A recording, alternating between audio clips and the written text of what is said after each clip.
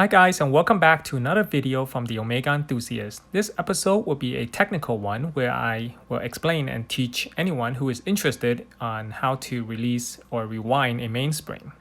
Before I work on any mechanical watches, I must unwind the mainspring to release of its power. If you skip this simple step and begin to disassemble the movement, the loaded mainspring can suddenly release its power and break the train wheels, or the balance staff, or even the mainspring itself. You can release the mainspring power while the movement is inside the case or taken out, and there are two ways to rewind the mainspring. Before we get started, let me explain how the winding system works. First, there are the stem and the crown, where the head of the stem is uniquely shaped to fit through the winding pinion and the clutch wheel. So that's the winding pinion and that's the clutch wheel.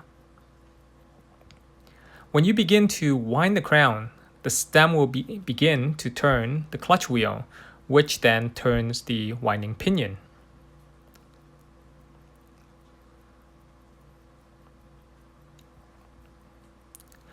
The teeth of the winding pinion connects to the teeth of the crown wheel. And the teeth of the crown wheel are connected to the ratchet wheel, which is that bigger wheel right here. Below the ratchet wheel is the mainspring barrel with the mainspring inside. And on the opposite side of the crown wheel, you have what is called a click. The job of the clicks is to stop the ratchet wheel from rewinding the mainspring barrel below.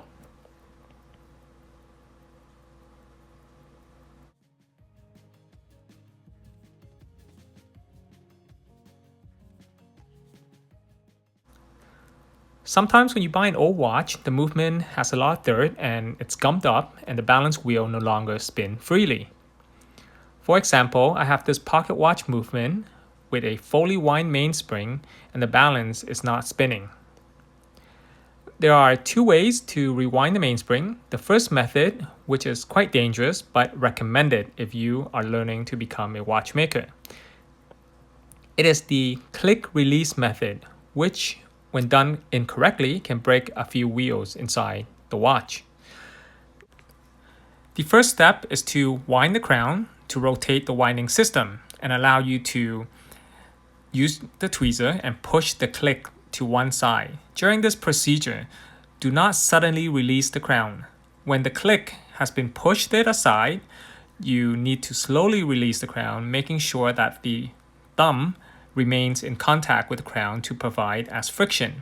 This way, the release of the mainspring power will not happen suddenly and will not break any wheels.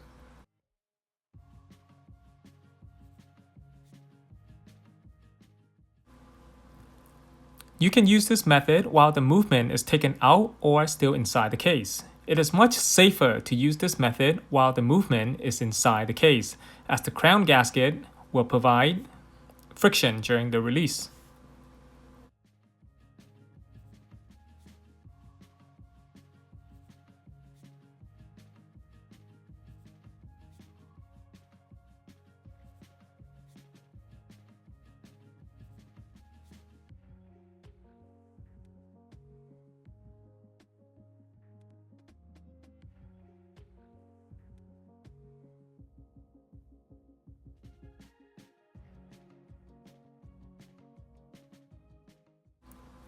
The second method is to remove the balance wheel and the pallet fork.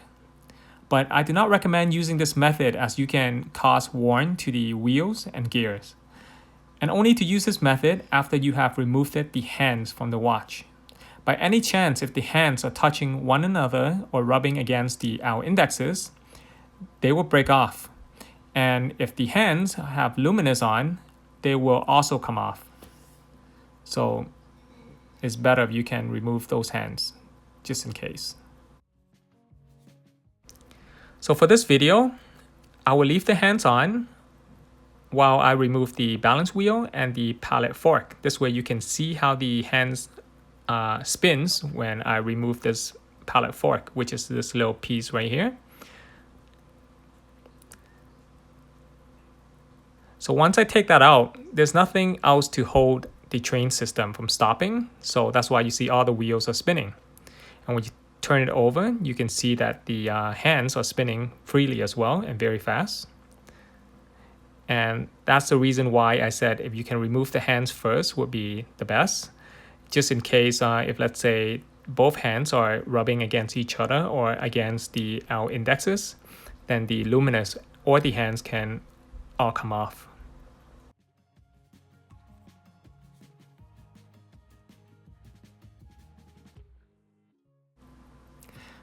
Now, what if you have an automatic watch? How would you release the mainspring power? Well, on an automatic watch, you will first need to remove the automatic system. The automatic system acts almost like a second click to the ratchet wheel. Once you have removed the automatic system, you are left with just the manual wind system and the single click. The process to release the mainspring power is now the same as on any other manual wind movement.